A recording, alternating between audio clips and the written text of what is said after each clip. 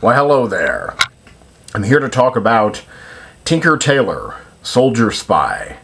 I thought it was pretty damn good. I'll go ahead and give it an 8. I saw it a few days ago, but I'm finally getting to record my thoughts.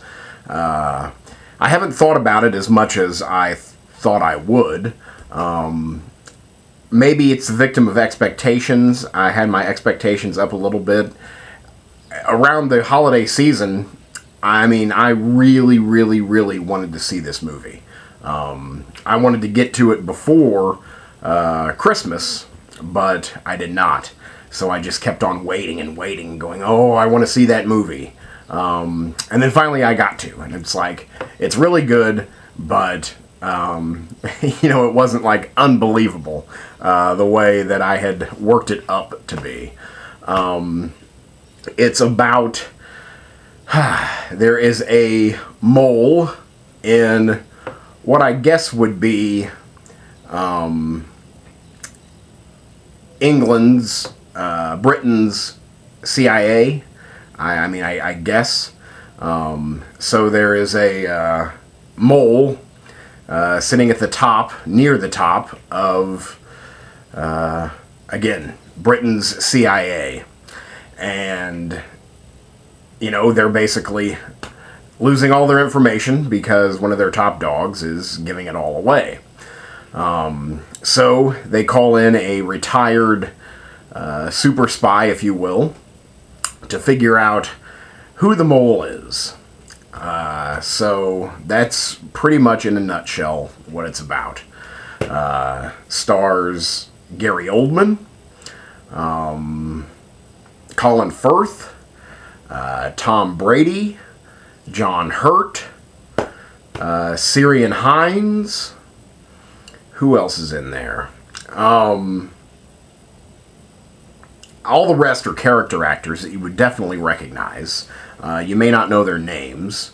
The one I want to talk about the most, I'm not sure of his name, and I can't even, like, definitely place him in a movie other than the one I want to talk about. He was in The Guard this year. He's had, for my taste, a huge year, a breakthrough year. One, he's in this film. He plays the lone wolf, who is basically cast out. Actually, yeah, I guess he is cast out. He's caught by the enemy and cast out. So he just lives on his own, seeking revenge. Calls himself the Lone Wolf. So if you've seen that movie, that guy. I did not recognize him at first because he's wearing a wig. But he's in The Guard this year. And even though I would call him the bad guy in The Guard, though there's like a trio of bad guys, and the screen time is pretty much equally divided. So he's the baddest guy of the bad guys. You know, he was tremendous in The Guard. He's very good here. So he's had a really good year. And it's exciting because, you know, I've seen him for a while, and he's always played bit parts. Always usually the bad guy, or, you know, the henchman of the bad guy, at least. But here he's really coming into his own, and it's good to see that. I'm happy for him. Hopefully soon I will have his name memorized. I can't tell you who wrote Tinker Tailor. I can't tell you who directed Tinker Tailor. I know that it comes from a novel. I guess regarded as being one of the great spy stories of all time. Mystery, spy stories, what have you. So you've got an excellent source material. And I guess I should point out, even though I've never seen it, this is a remake. I believe it was originally a mini-series, a BBC mini-series, now that's been conduced into pretty much 2 hours. And many people felt that a remake was unnecessary, as the mini-series is apparently quite fantastic. I've never seen that, but again, if people were upset that they're even remaking it, it must be pretty good. And really, I think the highlights of the film are the acting and the storytelling. This is pretty much a 2-hour film of talking, of sitting in rooms and remembering and thinking about the past and putting clues together, connecting the dots. So there's not much intense action. There's some intense suspense, but not what I would call action. But yet, the film just moves right along. Honestly, the 2 hours was over before I knew it. So I thought that was pretty good. Really just seamless storytelling. Really felt effortless. At times, yes, it was confusing because you're dealing with lies and lies within lies. And you're dealing with names and then code names and then code names, it seems like. So there is a lot to keep straight and a lot that can be very confusing. But it really cuts out the fat and has this energetic flow to it that, again, just carries you right along, and it was over before I knew it. And the acting. The acting is tremendous. Gary Oldman is one of our best actors, I think. He's just fantastic. There's nothing else I can say about him. Everything he does is good. I mean, sure, he may be in a bad movie here and there, but he raises those films up, just by being in them, I think. Because usually he's the star of the show. I mean, he's been in some, direct-to-DVD stuff where he's, the only name. So I compare him a lot to Christopher Walken. I think they're very similar. I think they have similar careers, and I think they both like to say yes, yes to just work. They like to work. But I think, Gary Oldman's tremendous. Here, he's good. You might know Gary Oldman for, chewing scenery and being outlandish. Here, he's just incredibly restrained. His eyes, from time to time, still just go crazy. His eyes are just so expressive. And there's just a lot going on behind them. And oftentimes, a scene is pivotal, will put all of their money on his eyes as we just stare at his face.